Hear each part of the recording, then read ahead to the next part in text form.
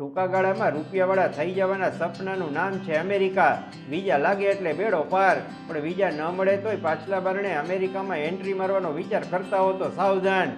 બીજી વખત ટ્રમ્પ ગાદીએ આવ્યા પછી ભારતીયોને વીણી વીણીને ડિપાર્ટ કરવામાં આવી રહ્યા છે. જેઓ 50-60 લાખનું આંદણ કરીને અમેરિકા ગયા હતા અને ડિપાર્ટ થયા છે, એવા 50 પરિવારના લોકો અત્યારે મજબૂરીમાં કાં તો ડ્રાઇવિંગ કરે છે, કાં તો મજૂરી કરે છે, અથવા ઘરે ઘરે વાસણ માંજવાનું કામ કરે છે. ગેરકાનૂની રીતે ગયેલાઓમાંથી કોઈએ પોતાની જમીન વેચી મારી છે, કોઈએ દાગીના વેચી નાખ્યા છે, તો કોઈએ 5% વ્યાજે મસ્ત મોટું દેણું કર્યું છે. આવા લોકો હવે કોઈને મોં દેખાડવાને લાયક નથી રહ્યા અને લપાતા છુપાતા ફરીને જે અને જેવું મળે એવું કામ કરીને દાડા કાઢી રહ્યા છે. ચાલુ વર્ષના ફેબ્રુઆરી માસમાં જેઓ ડિપાર્ટ થયા છે એમાંના કેટલાક લેણદારોના ડરથી પોતાના ઘરે પાછા નથી ફર્યા, તો કેટલાકે મેસેજ મોકલાવી દીધો છે કે અમે જ્યાં છીએ ત્યાં જીવીએ છીએ, અમને શોધવાનો પ્રયત્ન ન કરતા. તમે હોટલમાં ખાવા જાઓ ને બિલ ચૂકવવાના પૈસા ન હોય તો વાસણ ધોવા પડતા. પણ હવે અમેરિકાના ચક્કરમાં બરબાદ થઈ ગયેલા એક યુવકને વાસણ ધોવાનો વારો આવ્યો છે. 20 વર્ષનો સંદીપસિંહ ફિરોજપુરના સરહદી ગામ ટેંડીવાલાનો રહેવાસી છે. તેના પરિવારમાં તેનાથી 2 મોટી બહેનો છે. તેણે પોતાની આપવીતી વર્ણવતા જણાવ્યું કે મેં વિચાર્યું હતું કે અમેરિકા પહોંચીને બંને બહેનોના ધામધૂમથી લગ્ન કરાવી દઈશ, પરંતુ એજન્ટને પૈસા આપવામાં મારી 3 એકર જમીન વેચાઈ ગઈ. બાકીની 5 એકર જમીન પૂરમાં ડૂબી ગઈ. મેં એજન્ટને 60 લાખ રૂપિયા ચૂકવ્યા હતા. ડિપાર્ટેશનની એક ખેપમાં મારો નંબર પણ લાગી ગયો. હું ઇન્ડિયા આવી ગયો. હવે મારી પાસે કંઈ ન રહ્યું. હું 500 રૂપિયાના દૈનિક વેતન ઉપર લગ્નમાં હલવાઈઓ સાથે વાસણ ધોવા જાઉં છું. સંદીપના ઘરની હાલત એવી છે કે તેની માતા ગુમસુમ રહે છે. તેના પિતા કોઈની સાથે રૂબરૂ વાત કરી શકતા નથી. તેની બહેનો તેના પર વિશ્વાસ કરતી નથી. એજન્ટને અડધા પડધા પૈસા પાછા આપવાની વાત કરી તો એ ખુલ્લા ખંખેરીને ઊભો રહી ગયો. મેં તો તમને અમેરિકા સુધી પહોંચાડી દીધા, તમને તગડી મૂક્યા, એમાં મારો શું વાંક? કાકા છેલ્લા 2 વર્ષથી સમજાવી રહ્યા છે કે હવે અમેરિકા જવામાં માલ નથી, પણ માને કોણ? ઉત્તર ગુજરાતમાં અનેક લોકોની હાલત સંદીપસિંહ જેવી જ છે, પણ મોઢું ખોલે તો કેવી રીતે ખોલે? કહેવતમાં કીધું છે ને કે મૂંગીએ મધુરજની માણી, પણ એનું વર્ણન કેમ કરવું? રાજેશ શાહ નામના જુવાનની સ્ટોરી તો કંઈક અલગ જ છે. એજન્ટ સાથે સેટિંગ કરીને રાજેશ 3 વર્ષ પહેલા સ્ટુડન્ટ વિઝા પર અમેરિકા ગયો હતો. તેને ભણતા ભણતા એજન્ટને પૈસા પરત કરવાના હતા, સાથે પોતાનો ખર્ચ પણ ઉપાડવાનો હતો. જણાવી દઈએ કે અમેરિકા ગયેલા સ્ટુડન્ટો સરકારે નક્કી કરેલી અમુક કલાકો સુધી જ કામ કરી શકે છે એવો કાયદો છે.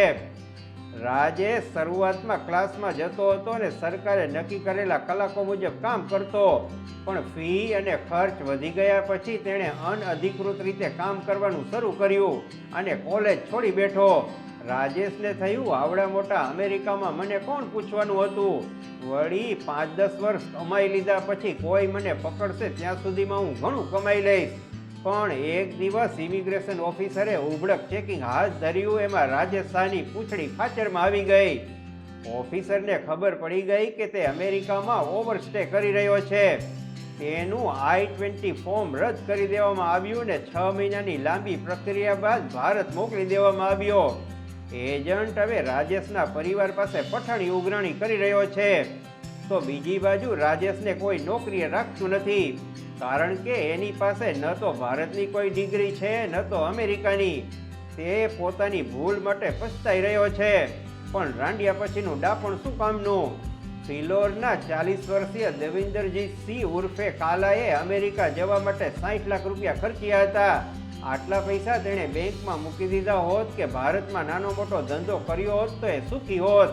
પણ નહીં, બધાને જટ અમેરિકા જઈને લાડવો ખાઈ લેવો છે. દેવિન્દરજીતસિંહ અમેરિકામાં કામ કરતા પકડાઈ ગયો ને પાસપોર્ટ પર લાલ સ્ટેમ્પ લાગી ગયો. તે કહે છે, આ લાલ ડાઘ પાસપોર્ટ ઉપર નથી લાગ્યો, પણ મારા કલેજા ઉપર લાગી ગયો છે. હવે એ ગમે તે કામ કરે કે નોકરી કરે, લોકો એની મજાક ઉડાવે છે. કાં અમેરિકા ગયો હતો ને ત્યાં જઈને શું લોચો કાઢી લીધો? દેવિન્દરજીતસિંહ અત્યારે પ્લમ્બિંગનું કામ કરે છે, પણ એના ઉપર ખડકાયેલો દેવાનો ડુંગર એને સુખેથી સૂવા નથી દેતો. તે કહે છે, પ્લમ્બિંગનું કામ કરવામાં મને નાનપ નથી લાગતી. દિવસના અંતે મને સારા પૈસા મળી રહે છે, પણ ગામમાં હવે મને કોઈ માન નથી આપતું. મારી બીજી તકલીફ એ છે કે મને વારે વારે એમ થાય છે કે અમેરિકા જવાને બદલે મેં સીધું જ પ્લમ્બિંગનું કામ શરૂ કરી દીધું હોત તો કેવું સારું હોત. પર અબ પછતાએ ક્યાં હોવે જબ ચીડિયા ચૂક ગઈ ખેત. અડધી પેટીનું આંધણ કરીને માર ખાઈને પાછા ફરવું હોય તો જ અમેરિકાના ડંકી માર્ગનું વિચારજો. બાકી ભારતમાં લોટ દળવાની ચક્કી ફોડીને બેસી જશો તોય રૂપિયાવાળા થઈ જશો. 2-5 લાખ રૂપિયામાં કામ ચાલુ થઈ જાય છે.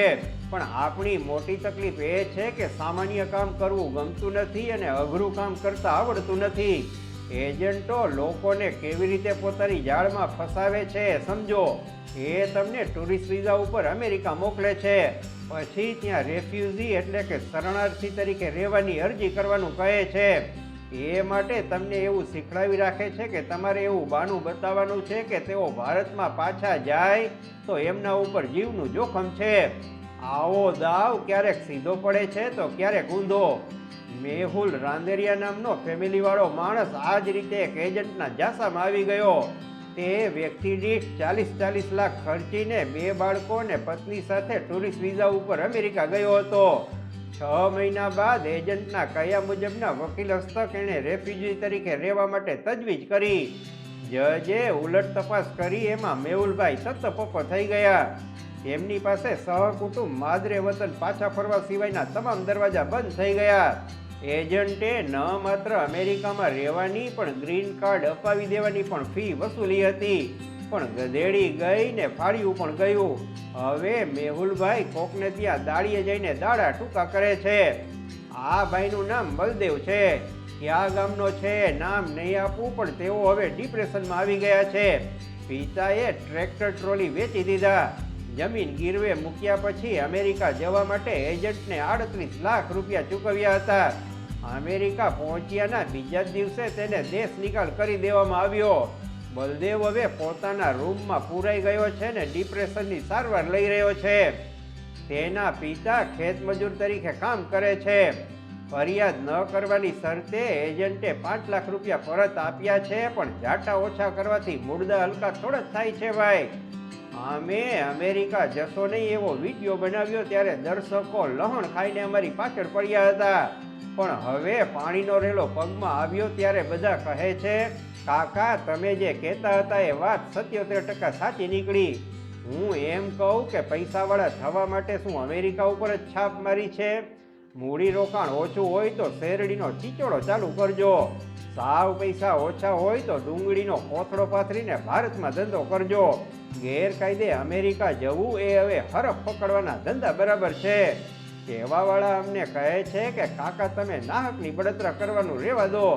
વારિયા નહીં વરે એ હારિયા વળશે. નમસ્કાર.